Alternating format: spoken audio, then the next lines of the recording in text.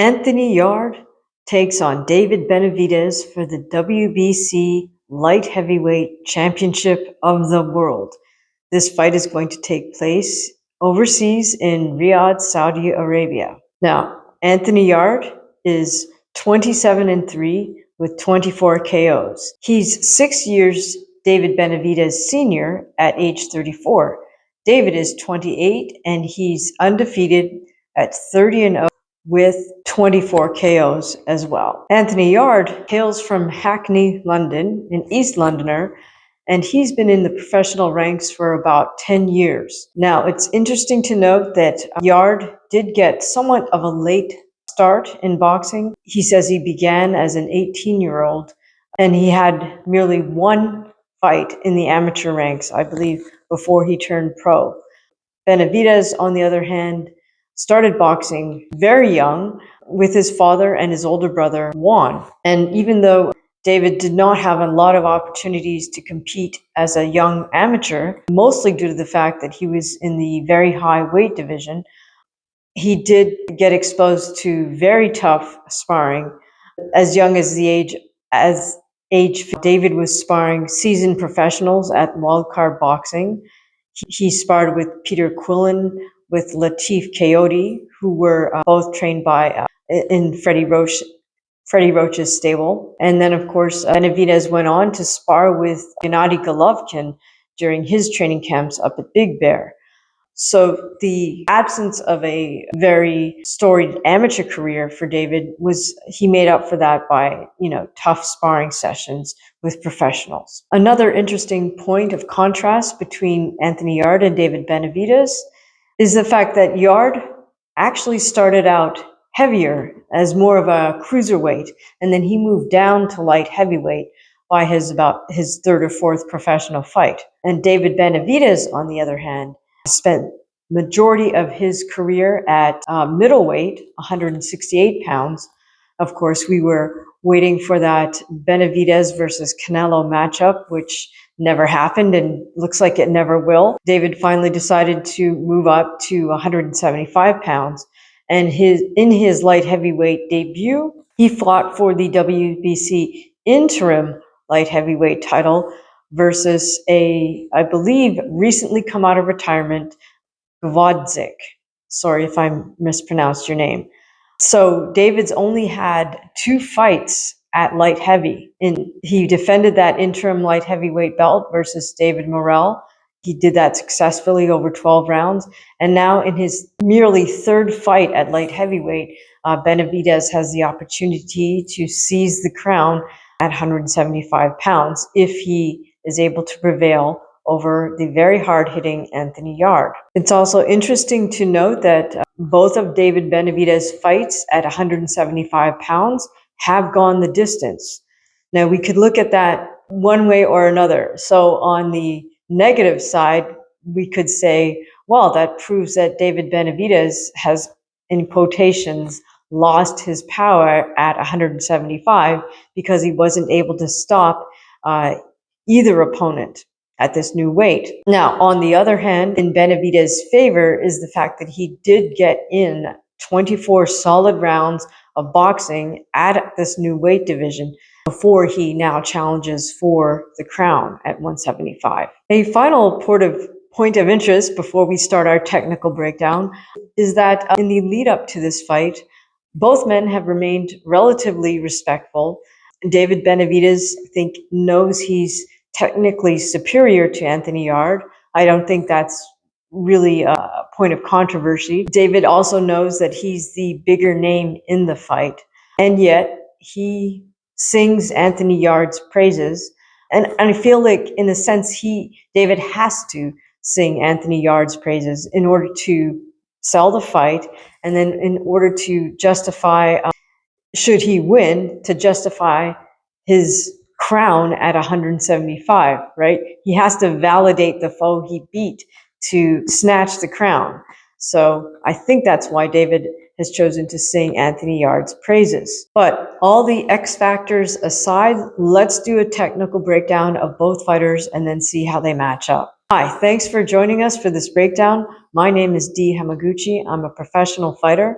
I'm also a former U.S. national judo champion, and you can see many of my fights on this channel. Just look for the purple thumbnails.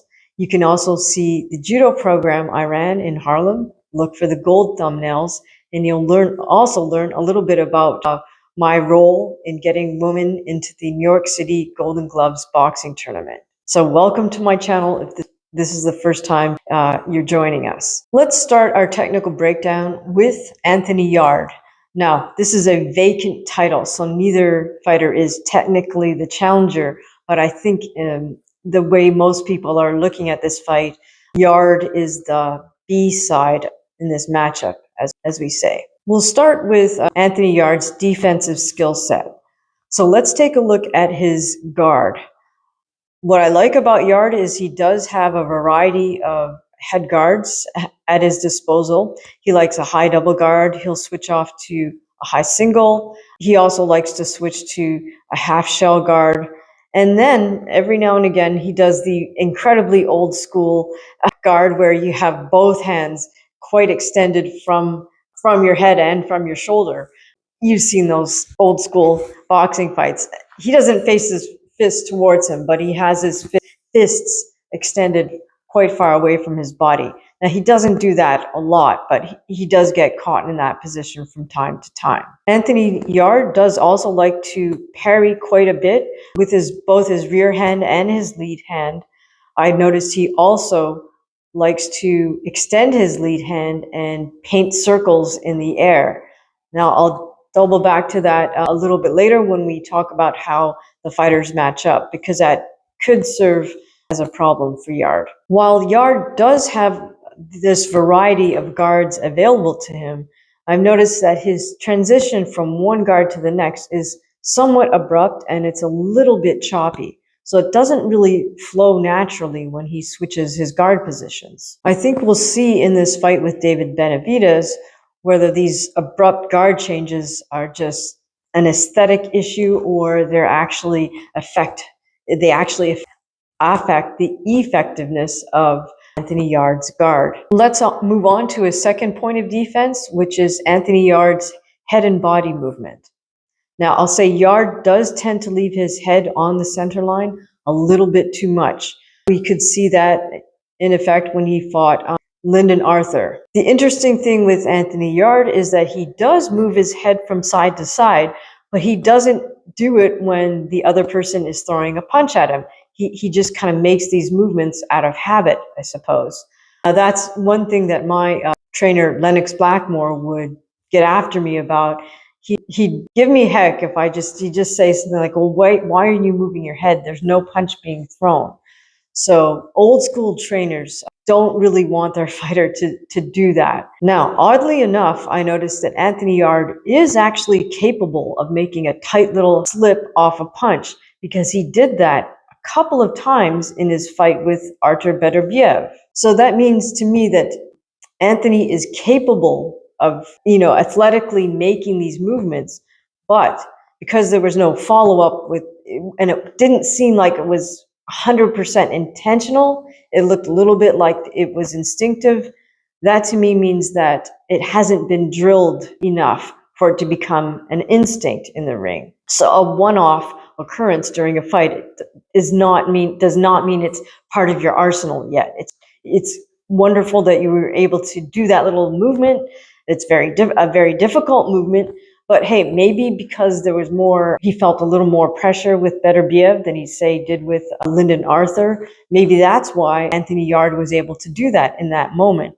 But since we only saw it a couple of times, that means his trainers did not drill that skill set into him of slip the punch, throw a counter punch. So that's something for Team Yarde to look at perhaps down the road. Now, here's how Anthony Yarde makes up for perhaps a limited guard and very limited head movement. He compensates for those two factors with his feet. By that, I mean that Anthony Yarde tends to move back to get out of the range of getting hit, and then he'll make his way back in to pursue punching his opponent. Now, there are a couple of limiting factors on Anthony Yarde's movement. And one of those key factors is his stance. Take a look at how Anthony Yarde places his feet. His lead foot is pointing at 12 o'clock, meaning straight ahead, and his rear foot, which is his right foot, is pointing out at 3 o'clock. So his lead foot and his rear foot are at 90 degrees to each other. This is what I call a fencer stance. And that is because when your feet are perpendicular to each other like that, that's when you can use your rear foot to push off straight forward, come straight forward in a straight line, and then retreat and go straight backwards in a straight line. And this is exactly what Anthony Yarde does for the majority of his ring movement, is to go in straight and come back out straight to avoid getting hit. The second way that Anthony Yarde navigates the ring is to move laterally, but he does so from a distance, meaning he's way out of range to get hit, but he's also out of range to land punches of his own. So for example, take a look at his fight versus Artur Beterbiev.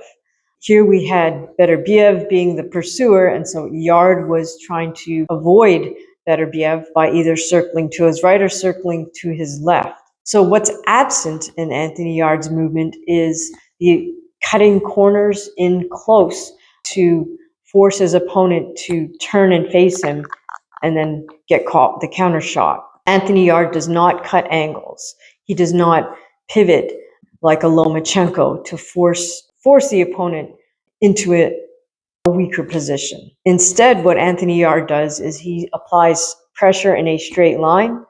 He tries to drive his opponents back towards the ropes, and when he gets them on the ropes, that's where he really starts to open up. So let's take a look at Anthony Yarde's offensive skill set. Well, before we jump right into offense, let me backtrack a little bit and mention that one other defensive skill that Anthony does quite well is that he level changes.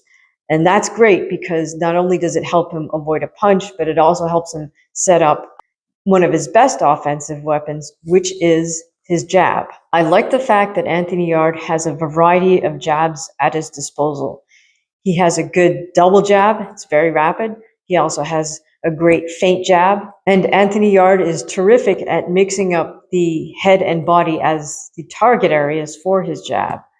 So by using his jab so effectively, Yarde is able to keep his opponents guessing as to what's coming and what's coming next. Now, the one issue I have with Anthony Yarde's offense is, in spite of having this terrific variety of jabs to set up what comes next, he does not follow up with 3, 4, 5 punch combinations. Instead, I think what Yarde does is he uses his variety of jabs to try to create an off rhythm for his opponent.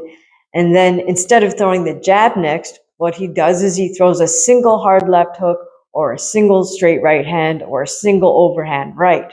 So he's using those jabs and that jittery rhythm to try to create an element of surprise for a single hard shot rather than to use the jabs to set up a 4 or 5 punch combination. Now, the one problem with trying to set up a single hard shot is if it doesn't land, then Anthony is then thrown himself off balance.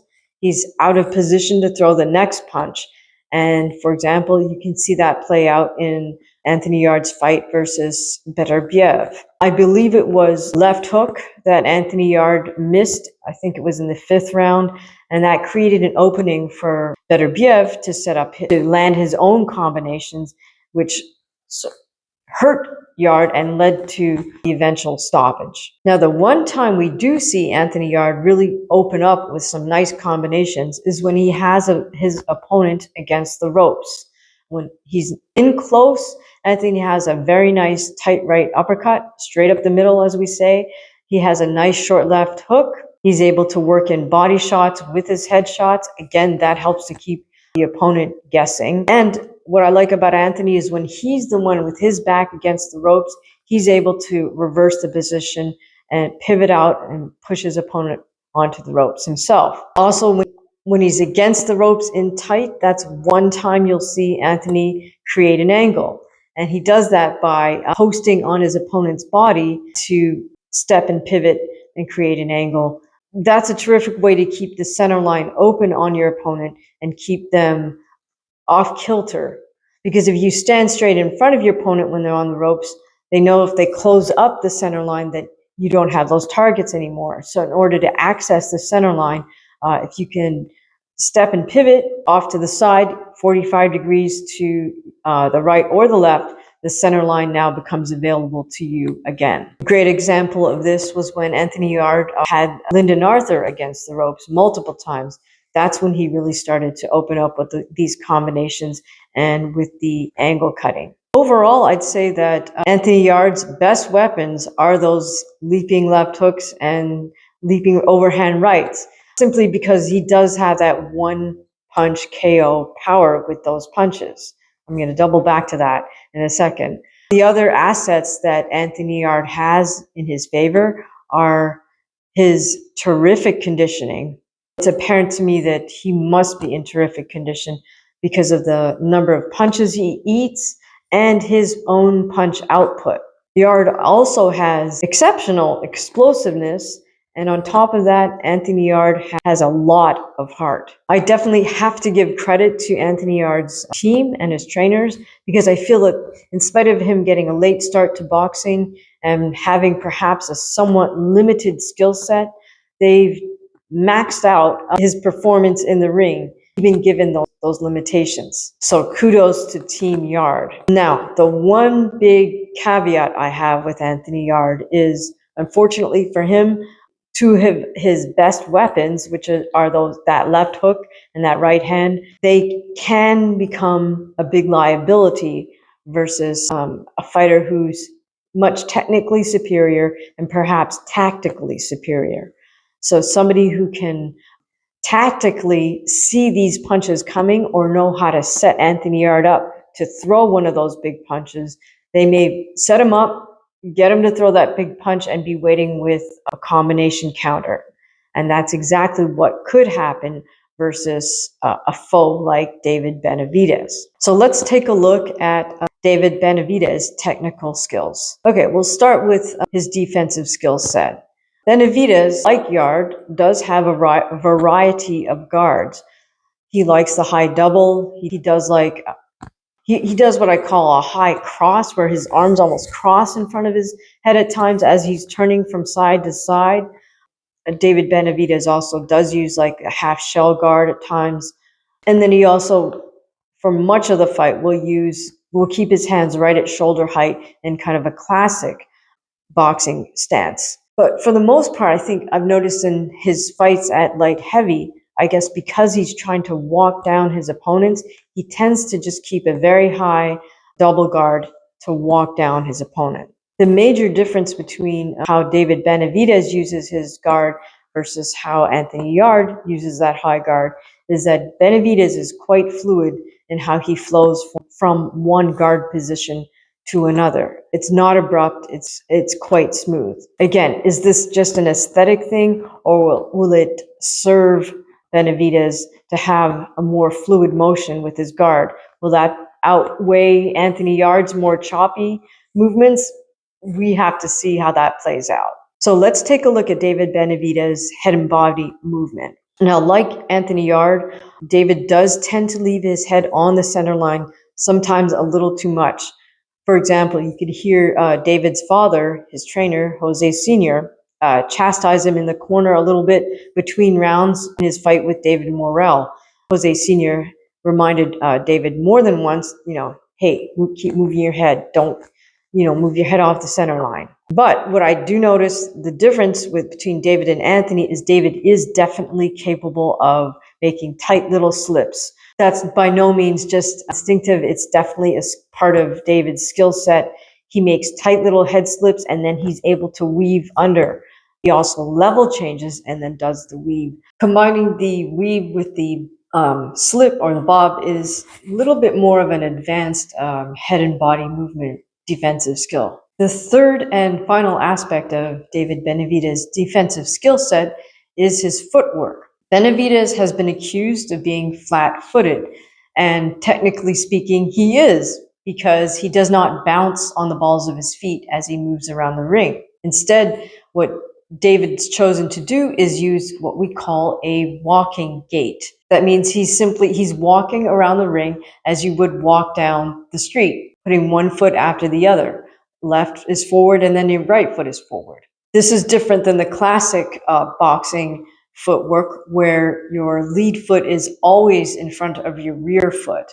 Whether you're a righty or a lefty, if you're orthodox, that means your left foot is the lead foot. It's always in front of your right foot. If you're a southpaw, your right foot is forward and it's always in front of you. Now, I have a theory behind why David chose to use the walking gait instead of the classic boxing gait. And that's because when he started boxing as a youngster, he was admittedly overweight. I'm not saying that to fat shame David by any means, but if you consider that he started boxing when he was, I think, 3 or 4 years old, he said, and even through his early childhood and then as a young teenager, David was still overweight. He said he was 5'7" and 250 pounds. What does that indicate? Well, if that's your physique, you're not going to want to be bouncing around on the balls of your feet to navigate the ring. That's just going to be way too hard on your knees, and it's not going to be that effective. It's also going to be very energy draining. So I think David figured out, economy of energy and motion.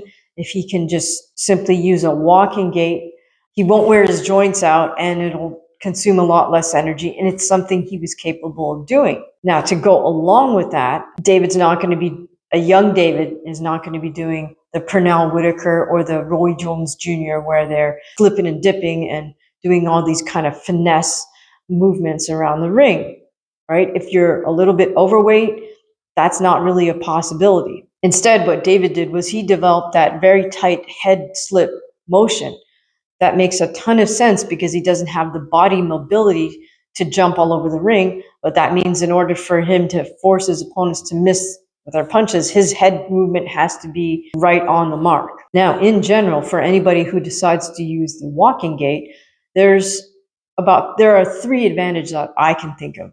So the first advantage is that if you wish to switch to southpaw or back and forth from righty to lefty, the walking gait is perfect for that because with every step, you're stepping into the opposite stance. You could choose to stay there or you could choose to take another step and go back to your original stance. The second advantage of using that walking gait is that one is able to cut off the ring more easily. That means you're able to cut at angles at, say, 10 o'clock and 2 o'clock at those 45-degree angles. Using a walking gait makes it much easier to cut to those angles. That way, if your opponent is moving around the ring laterally, like running, as we say, then you can close in on them a little bit more effectively using the walking gait than using the classic boxing stance. And the third and biggest advantage of using that walking gait is that it really saves a lot of energy. It's very fluid and it allows you to flow around the ring more naturally because you're in such a relaxed position. So let's take a look at David Benavidez's offensive skill set. So unlike Anthony Yarde, Benavidez does not make a lot of use of his jab. Instead, what he does is he uses his feet and his high guard to walk down his opponents. He doesn't use the jab to close distance, as we say. Now, that doesn't mean Benavidez never throws a jab, but he chooses to throw hard right hands, hard left hooks to the head and to the body as his initial shot once he closes the distance. Now, Benavidez will use the jab, a hard single jab, maybe to split the guard or to land on the body, but he's not somebody who makes a lot of use of, say, a stutter jab, a double jab, or a feint jab. It's hard to say that Benavidez has a single best weapon because I think all of his shots he throws with bad intentions. They're precise. They're on the target. So, for example, Benavidez uses his straight right hand very effectively to split even the tightest of guards. Take a look at his fight with David Morrell. He was able to do that more than once with his straight right hand, in spite of David Morrell having a very nice, tight, high double guard.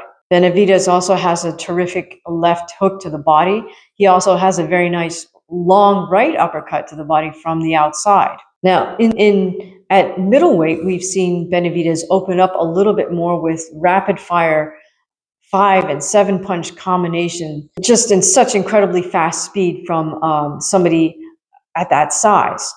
It's more like hand speed you expect from a much smaller fighter. But we have yet to see that type of combination punching from Benavidez at 175 pounds. Now, granted, he's only had 2 fights at this new weight division, so let's see how he fares with Anthony Yarde. But I'm guessing that Benavidez figures that at this higher weight division, he's got to impose on his opponents. He's got to hurt them, slow them down, get them to the body, and then try to close the fight out. So while I don't think there's any one standout punch that Benavidez throws, because he throws all of his single hard shots with bad intention and good precision, I think Benavidez's best weapon is his exceptional mindset. Because as I mentioned, in order for him to just grow up in the boxing gym as an overweight little kid and then as an overweight young teenager, he had to just develop such a strong mindset,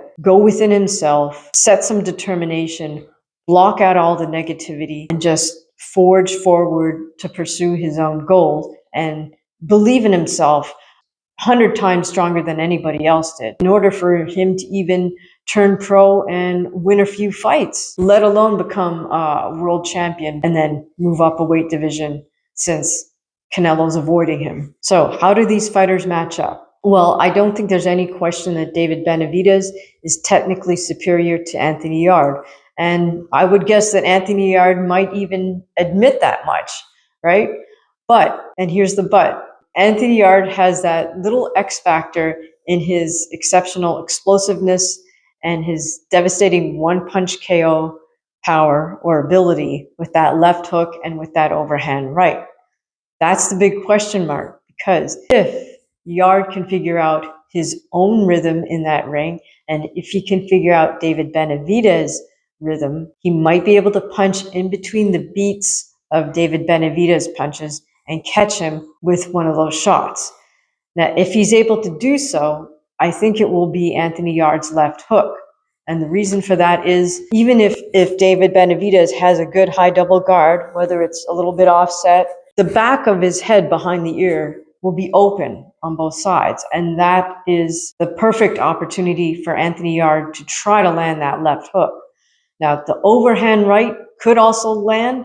More so, it would be on the upper part of David Benavidez's head, almost like how Joseph Parker knocked out Martin Coley, if you remember that very short fight. That's another possibility for Anthony Yarde. It will be tough for him to get Benavidez on the center line of his head, simply because Benavidez is able to slip quite adeptly, and he is disciplined about keeping up a high double guard. So I think those are 2 possibilities for Yarde, the left hook or the overhand right. A third possibility would be his right uppercut that would have to come straight up the middle and not be telegraphed, so Benavidez doesn't have time to drop one of his hands and parry or block it. Now, that said, I do expect David Benavidez to maintain a good defense and try to walk Anthony Yarde down, as he has done with his opponents in the past. I do expect him to try to go to the body, simply because that's probably the most effective target for Benavidez now that he's facing bigger men. He wants to try to slow them down by hitting them to the body before he focuses on the head. So as far as a fight prediction goes, I think we have Benavidez prevailing. I think it could go the distance. That's in a sense up to Benavidez, how much of a risk he wants to take with Anthony Yarde. That also depends on Yarde coming in the best of conditioning, which I trust he will, because he always has in the past. I also think it's quite possible that David Benavidez gets a stoppage in the later rounds. How do you see the fight between Anthony Yarde and David Benavidez playing out? Let me know your thoughts in the comments below. Thank you so much for listening to this breakdown. Enjoy the fights.